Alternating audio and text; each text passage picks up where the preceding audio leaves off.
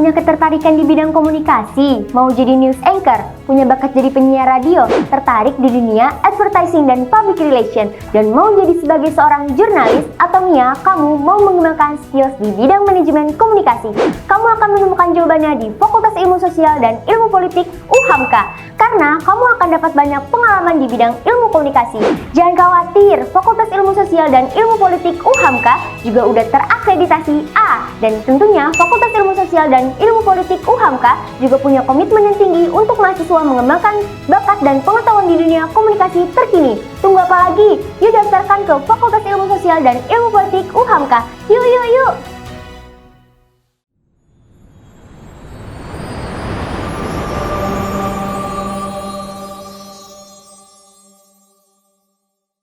Halo semuanya, kembali lagi di YouTube Podcast, UHAMKA Talk Podcast. Gimana sih Pak kabarnya? Alhamdulillah baik. Kaifah sendiri gimana nih kabarnya? Alhamdulillah baik juga. Ngomong-ngomong nih, kemarin kamu tahu kan?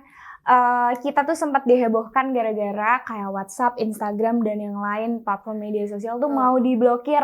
Terus tapi nggak jadi kan? Nah, terus nih baru-baru ini ternyata tuh ada lagi yang udah diblokir. Kamu ikutin kan? Ya, betul. 8 situs yang diblokir sama Kominfo. Wah, parah banget ya. Tapi sebenarnya gimana sih, kamu tahu nggak sebenarnya tuh aturan-aturan itu tuh sejak kapan? Nah, ternyata setelah aku baca nih ya Kak, ternyata Kominfo itu nggak serta-merta langsung ngeblokir 8 situs tersebut. Ternyata himbauan tersebut tuh udah dikeluarkan sama Kominfo itu sejak 2 tahun yang lalu.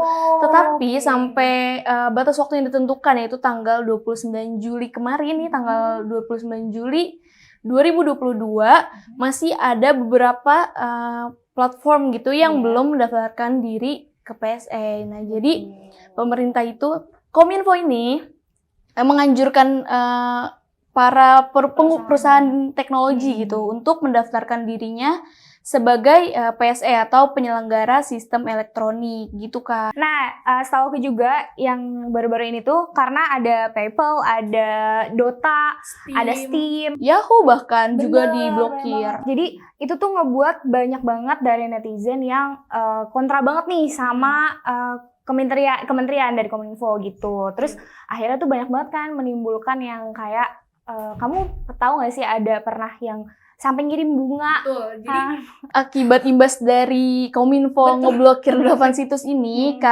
jadinya banyak serangan-serangan ya Kak dari netizen Indonesia, bahkan online maupun offline. Online tuh benar-benar Instagramnya atau situs online Kominfo itu di komen nih sama netizen, terus bahkan ngirim tadi kayak kata itu atau dikirimin karangan bunga yang lucu-lucu banget. Iya benar. Kayak ucapan terima kasih setelah menutup internet, dan wah itu lucu banget sih. Bener. Aduh, tapi emang imbasnya emang banyak banget sih pasti untuk kita. Apalagi kemarin juga sempet tuh ada protes dari para gamer.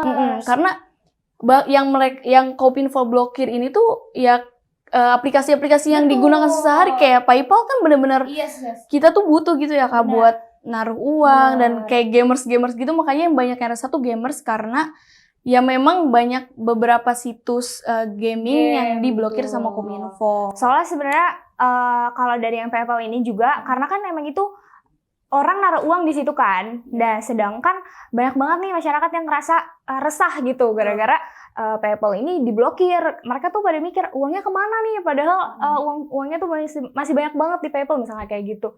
Jadi buatlah kontroversi gitu. Sama sih sebenarnya sama yang gamers juga. Soalnya kan sekarang itu salah satunya gamers ini lagi trending juga. Maksudnya emang banyak banget yang bisa main game. Terus itu juga dijadiin ajang perlombaan kan. Sedangkan kalau misalkan dijadiin diblokir, ya mereka nggak bisa ngapa-ngapain lagi. Nah, makanya itu menimbulkan pro dan kontra gitu. Dan bahkan juga tadi kontranya udah disebutin nih sama Kak Iftah. Dan yang aku baca tuh ya emang ada juga beberapa masyarakat Indonesia yang pro juga nih Kak sama kebijakan Kominfo ini. Supaya para perusahaan ini bisa bertanggung jawab secara penuh. Betul. Setuju. Semua ini demi kepentingan publik gitu Kak. Nah, menurut kamu gimana sih, kenapa penting kalau misalkan perusahaan itu harus daftar di PSE? Nah, kalau misalnya yang aku baca nih, jadi Kominfo itu menghimbau para perusahaan teknologi gitu untuk mendaftarkan diri menjadi PSE supaya kita tuh negara dan masyarakatnya bisa dilindungi di ranah digital gitu, Kak. Betul. Dan juga kalau menurut aku juga karena itu tuh salah satu penegakan hukum dan pengawasan di bidang digital. Karena kan sekarang memang banyak banget kan yang digital tuh kan luas banget ya.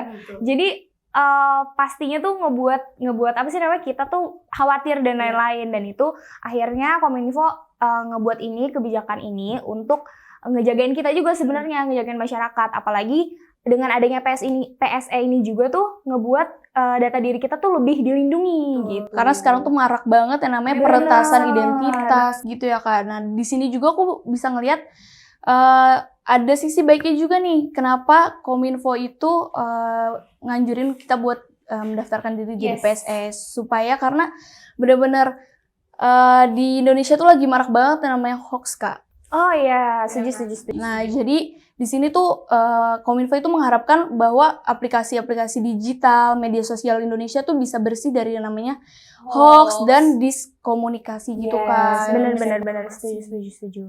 Dan juga sebenarnya untuk ini sih, jadi kan ada beberapa platform media sosial yang memang sudah legal.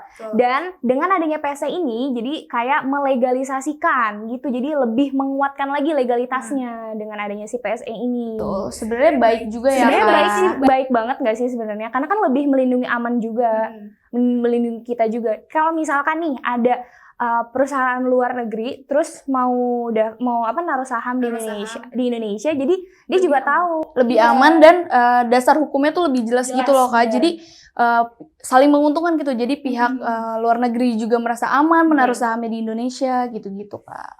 Benar. Dan juga kita ngomongin ke judi online. Kemarin juga sempet banget kan ada kecolongan lah, Kak. Iya, kecolongan bener. Jadi beberapa situs-situs judi online malah nggak diblokir. Iya, sebenarnya banget. Ternyata di situ kesalahannya karena situs judi online itu sudah mendaftarkan di PSE. Iya, benar. Jadi sebenarnya mereka itu sudah mendaftarkan diri ke PSE. Sedangkan ada beberapa yang kayak tadi kita sebut tadi itu yang memang sering banget digunain aplikasinya, malah belum daftar, makanya diblokir. Tapi alhamdulillah informasi terbarunya sih, Kak, Kominfo itu udah memblokir semua situs-situs judi online. Iya, benar. Dan juga pemerintah sendiri tuh menganjurkan ke seluruh masyarakat buat bantuin mereka kalau misalkan masih ada situs judi online yang masih berkembang gitu. Kayak misalnya kemarin tuh PayPal, kayak orang-orang tuh pada bingung, duit gue masih ada di sini nih, gimana? Ternyata Kominfo itu ngasih batas waktu selama 5 hari ya, Kak. Jadi dibuka situsnya, jadi dikasih kesempatan buat mereka mindahin uangnya gitu. Dan itu juga kalau akun-akun yang di aplikasi-aplikasi yang diblokir itu tuh nggak permanen gitu, Kak. Jadi mereka masih punya kesempatan buat ngebuka blokir itu dengan syarat mereka mendaftarkan diri ke PSE gitu. Bener banget. Nah, terakhir nih, gimana nih pandangan kamu soal adanya si PSE ini? Kalau misalnya aku pribadi sih, kalau dilihat dari niatnya Kominfo itu ya baik ya, Kak. Karena demi kenyamanan kita di negara dan masyarakat gitu, bersosial media gitu di dunia digital gitu. Jadi lebih aman dan terhindar dari hoax, misinformasi, dan yang terpasti kayak dasar hukumnya itu lebih jelas. Sama sih, kalau pendapat aku juga sama, karena sebenarnya hukum di Indonesia yang memang sudah harus ditegakkan itu sebenarnya baik banget, apalagi kalau masyarakatnya ini taat dan emang patuh gitu. Karena kan memang sebenarnya hukum ini ada di Indonesia untuk mengatur masyarakatnya biar memang regulasinya tuh tepat sesuai arah jalannya gitu. Makanya ya kita sebagai masyarakat diikutin aja. Iya, selagi demi baik, maksudnya demi kebaikan kita juga gitu loh. Oke deh, gitu aja dari kita berdua. Iya, semoga masalah ini bisa cepat terselesaikan ya, Kak. Tapi memang alhamdulillahnya adalah alhamdulillahnya semua situs-situs tersebut sudah terdaftar di PSE, dan jadi semua situs-situs yang kemarin terblokir akan dibuka kembali. Sudah gitu. dibuka, Kak. Oh ya, sudah dibuka ya. Tanggal 2 Agustus kemarin. Benar-benar gitu. Oke. Oke deh, makasih ya semuanya udah nontonin kita. Jangan lupa di like, comment, and subscribe. Jangan lupa juga nyalain lonceng notifikasinya biar kalian update terus kalau misalnya kita upload. Betul, oke, sekian dari kita. Dadah. Dadah, see you.